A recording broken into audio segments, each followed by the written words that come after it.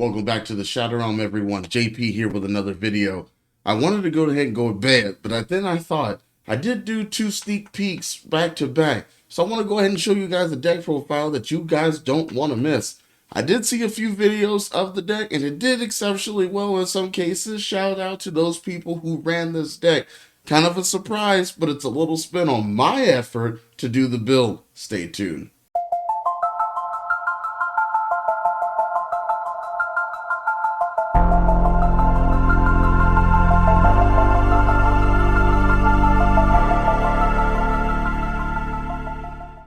Now, you guys remember 25 years ago, almost to the letter, that we remember the very first episode of Yu-Gi-Oh! Heart of the Cards.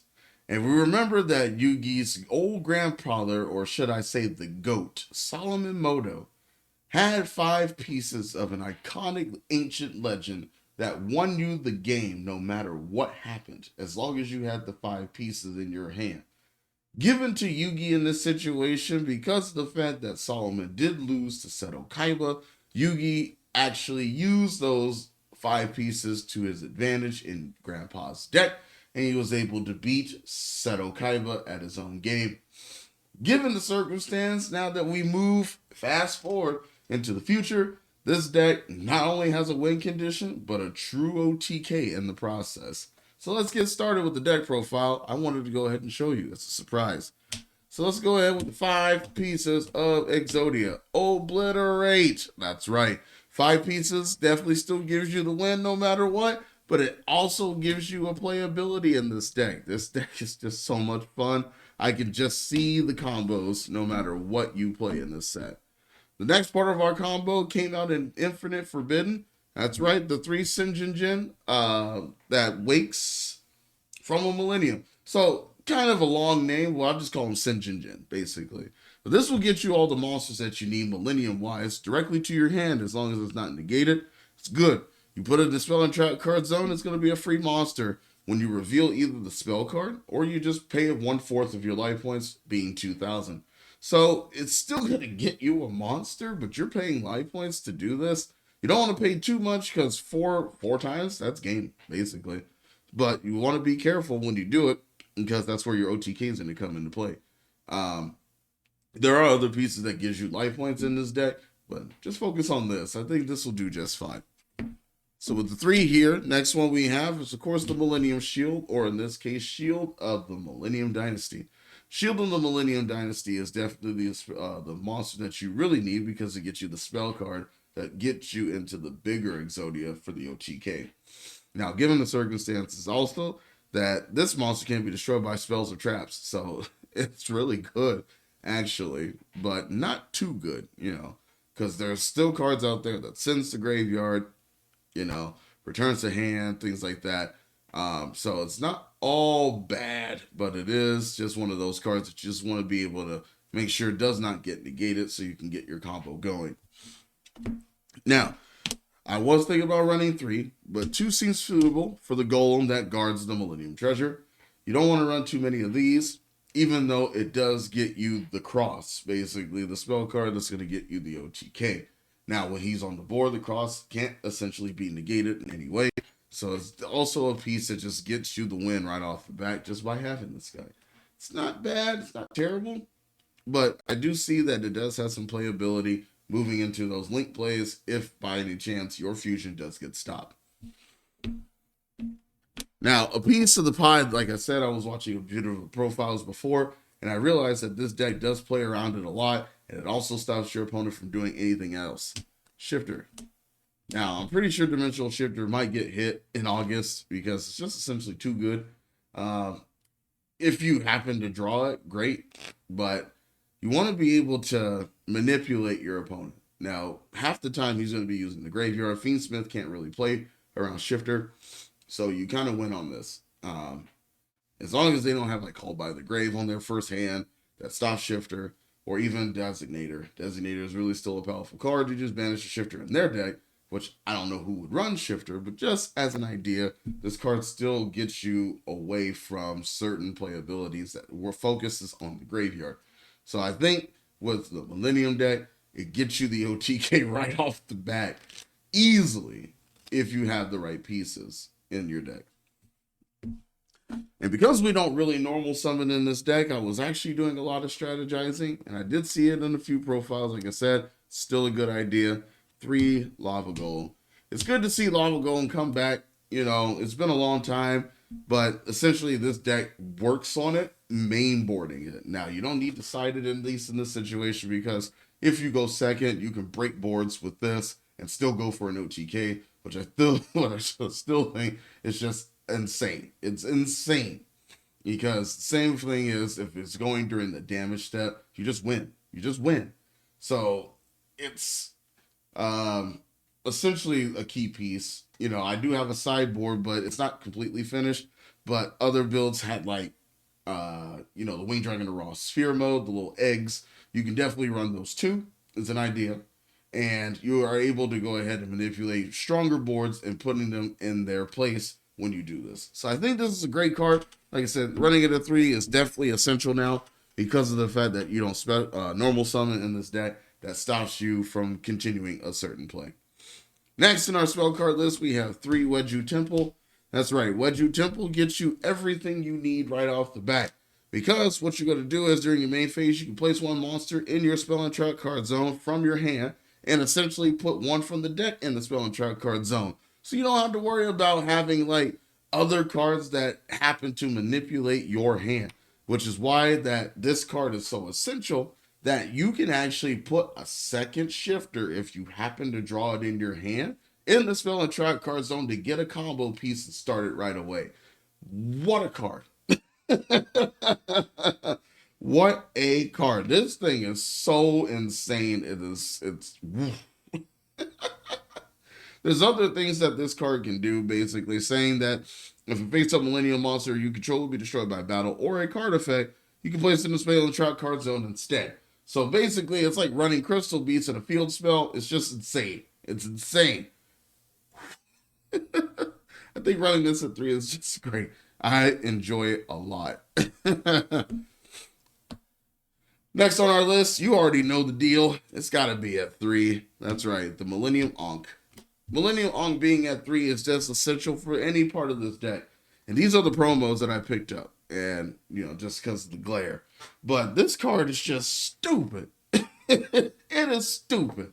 You are able to reveal 5 pieces of Exodia from anywhere in the hand, deck, or the field. You shuffle them back and you summon the fusion. Incredible.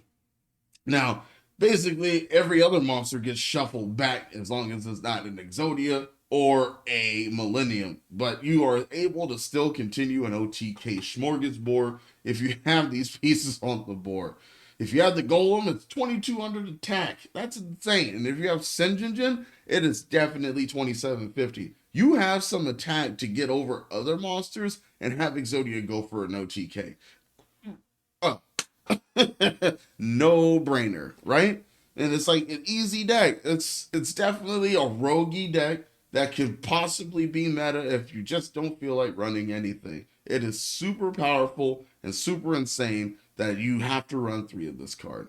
Otherwise, the deck just doesn't have any meaning. And Solomon might be looking at you going, Yugi, you should be running this card, you know, kind of deal.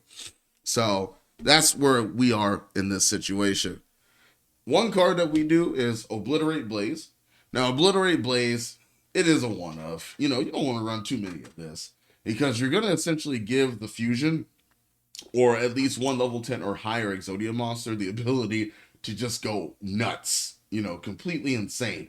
And one of the cards that I wanted to go ahead and throw in here was the Exodius, the Ultimate Forbidden Lord, because you're able to go ahead and put all the cards that are in the graveyard back into the deck, which is insane. You can still replay whatever you're doing in this deck to go ahead and continue to manipulate. This might be a strategy for, you know, future duels to come, so I can at least go ahead and at least check to see how I'm playing this deck. But it's still a good card, you know, I'm not going to lie. But either way, you're able to go ahead and target a level 10 or higher Exodia monster, including the fusion. It'll have piercing damage to a defender. And not only that, will I have all 5 pieces in my spell and trap card zone after destroying them. And then he gets a 2000 attack for each one. A 10K beater on the board by himself. That's incredible. And it just makes Exodia playable for all the other level 10s. So you have Exodius out there. You have the one that does the win condition when you attack fiends, which pretty sure that it just letting you guys know if you want to tribute 5 monsters and give your opponent a fiend, it's there's a win condition that you can think of. Or you can just use the legendary and Exodia Incarnate or just a fusion. Either way, it's still going to get 10,000 attack with this spell card. It's just wonderful. I think it's great. Next, we have a few of our extra spells here. We have of Prosperity. Because we don't really go into our extra deck much. I mean, you only go for the GOAT. Honestly, I mean, you can still set up strategy, but the GOAT is where it's at when you play this deck. So you want to be able to go ahead and throw away 6 cards that you don't probably ever going to summon out of your extra deck. And then you're going to go ahead and search for the cross mostly, when you think about it. Or if you want to be able to just set up boards so you can get the cross and do your combos. Simple. And it's essentially wonderful when you do go first and have the board that you want. Or you can go second and essentially just shoot your opponent straight in the foot, go for game, and don't have to worry about it. Duels could last maybe 5 minutes if you play this correctly. Wishful thinking. Next, we have 3 Super Poly. I'm just going to let you know right now, until this gets banned or limited, I'm going to keep running Super Poly. Super Poly is just too good. You know what? No, I'm not even going to argue. Super Poly is still too good in this format.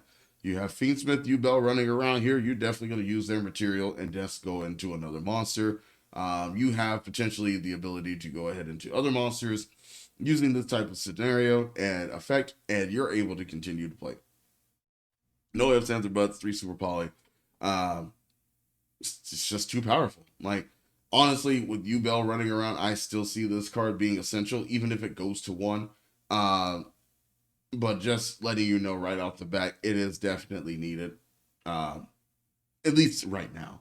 You don't, once we start getting into August, moving into that ban list scenario, we'll see if we want to go ahead and change this up. But for right now, this is the strongest part of this deck.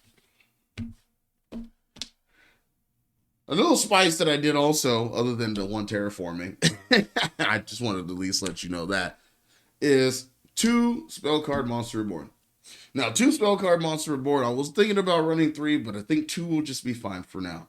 Because even if the fusion was successfully summoned, it doesn't say anywhere on the card that it cannot be special summoned. So if your opponent were to do something with a Bestial card and try to banish the fusion from the graveyard, you can activate this right away and put it back on the board.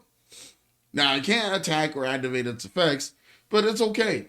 It's still there going to be on the board, and then you have full protection because you can put it in the spell and trap card zone with the field spell. And then if you're able to synchro summon, which essentially it can be done, but I haven't really thought about it just yet. It's an idea, but like I said, Spellcard Monster Reborn still gets you more than enough that you can go ahead and continue to play. So getting the fusion back and just sitting on it for the turn, or even if your opponent were to, on the end phase, already get rid of the fusion, bring it back and then just get ready for next turn. So it's kind of like having 5 fusions in the deck, getting ready for an OTK. And all it does is just needs to sit on the field for a turn. This is kind of an end phase material. You don't want to use it like during your turn and think you can win, because that monster is completely dead until then. So just an idea. Next on our list, we have some traps. We only got 5 of them, and I think this is kind of just essentially what we need to do in this deck. We have 2 Exiled Fire of Rage. This card is just essentially good. This Exiled Fire of Rage is a board wipe for your opponent. It's just an immediate destruction of all as long as you have Exodia on the field. Now, it's chainable because if your opponent were to go ahead and get rid of your Exodia, you chain this, wipe their board completely, and then your Exodia, leaves based on chain effects, more or less. Now, if you have full protection of your Exodia and they tried to get rid of it and you have protection, you activate this, still board wipe. I think it's great. If this card is in the graveyard, not after the turn you activate this, you get a forbidden piece back into the deck from the graveyard, or you can shuffle 5 forbidden ones in your graveyard into the deck, or even banish. So if your opponent were to do bestial cards like I mentioned before, or anything that just banishes like DD Crow, you get them back. If your opponent shifters you get the pieces back. Simple as enough. Either way, it's going to be good. So I think 2 is good. Next on our ordeal would be 1 Obliterate. Now, Obliterate is just one of those cards that I essentially would run because it isn't compulsed. Now, it puts pieces back into your hand or deck when you do this because it's essentially going to go ahead and just keep cycling itself. So the pieces are no longer dead. When the cards came out in the legendary Yugi deck from before, this was booty. Like, like you can continue to compulse and just run Exodia, but it wasn't strong enough to compete, at least in that format when these decks came out. So essentially now it does have a piece of a puzzle. Why? In this situation that can continue to go ahead and play further instead of just being just that one-off trap. It can play further when you do certain areas like this. Just 1 Obliterate. You don't want to go too many. I mean, you're pretty sure you're going to scream that when you OTK your opponent. You're going to Obliterate, but it's fine. So just 1 is good. Kickaboo, it's always wonderful. You're going to stop your opponent. Fiendsmith, that's it. That's it. You summon Engraver, that's all you're going to have. Like, I'm not going to let you continue to play, at least in this scenario. But even having it at 1 is okay. I mean, you're still going to be able to, like, draw and search, things like that. So it's good. And last but not least, 1 Angel Statue, Azurun. Now, I did see a video on somebody who played this card, and I thought to myself, this wasn't a good idea. So shout out to you, because you did win, I guess, your locals for the sneak peek. I'm going to shout you out for this. So this card is essentially wonderful. I found it in bulk. I didn't even know I had it, but it's really good because it does not only give you a trap monster with 1800 attack and defense, you're also able to go ahead and stop an opponent's special summon monster inherently. You can send it to the graveyard. 1 continuous trap in your monster zone that was special summoned from the spell card zone. Negate it. So if your opponent were to go ahead and do a bestial play, you stop that summon and negate it. And then they get sent to the graveyard. It's great. Oh, I think this is wonderful. 1 of this guy is good. So definitely get your hands on it. Like I said, shout out to the winner of his locals who did this card. I see you, my boy. For the extra deck, you're already going to run the GOAT. It's definitely going to essentially get you this guy here. Now, this guy just says, clap, clap, clap. He's doing everything that you need to do on the board. He's not even destroyed by card effects. He stops spells and traps from being activated, fully negating their effect. During the damage calculation, gaining a crud ton of attack points, and it's permanent. So just remember that. A lot of people don't remember that this is permanent. You have to simply negate it, but you have to use cards like Effect Veiler, because if you go impermanence, I'm just going to simply negate. And this card is just going to be live at that point. This card is essentially, I think it's great. And then at the same time, at the end of the phase, you're able to go ahead and search either an Obliterate or an Exod card and set it. It's good. Play this, please. This deck is wonderful. For some off points here, this is the best 4 fusions right now that I can think of. That is going into the next format. 1 Garua, 1 Mud Dragon, 1 Dragon Stapelia, and 1 Aerial Eater. Now, the Aerial Eater, like I said, this is just a 1-of, but this is going against Yubel and Fiendsmith. 2 fiends with the same attribute. You can stop an essential OTK getting done to you with Yubel or Fiendsmith, and you just stop their play right here. They summon the Desiree and try to get Engraver. You super poly, you go into Aerial Eater. It just essentially stops them from extending the play further, and it's a good monster. I think it's great. You can banish 2 level 6 or higher fiends in the graveyard and you bring it back, but that's only if you're playing the Fiendsmith board. This card comes back. It's good. It's all right, but it's good defender when you're playing against Fiendsmith, so you just want to be able to put it out. So I think that's great. Next card that also came out of Infinite Forbidden that is giving us the idea is the Silhouette Rabbit. Now, oops, sorry. I put it up here. I got a little excited. Silhouette Rabbit is kind of a great illusion monster. I wish it wasn't a secret rare, but it's okay. I'm not mad at it. It gets you the continuous spell immediately when it's Link Summon and you get to set it. So you already have Azure Rune fully set up, ready to go. Now, this card also has the ability to not be destroyed in battle, and none of the monsters that it battles are dead. So it's, it's good. It's all right. I still like it just because it's cute. It's a rabbit. I definitely adore rabbits. Next on our list here, like I said, it's just essential, extra deck monsters. You don't really need to run them all. I mean, one Nightmare Phoenix, one Nightmare Unicorn, one Appaloosa, which is really good in this deck because you can keep getting your monsters and you just Appaloosa. One IP Macarena, and then one SP. And then last but not least, one Typhon. Typhon's fun. It's there when you need it, especially if your opponent goes into the extra deck a lot. You're not really going to go ahead and use it too much, but you are going to go for the OTK no matter what.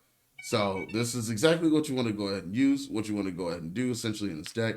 So thank you guys for watching. I definitely appreciate it. Shout out to all the people who've done a deck profile already on Exodia. Thank you for giving me an idea to make this deck a little stronger. Maybe moving forward, we'll play this deck in tournament and tell you exactly how it went on analysis. But again, JP here signing out. Thanks again for watching. Victory goes to the winner.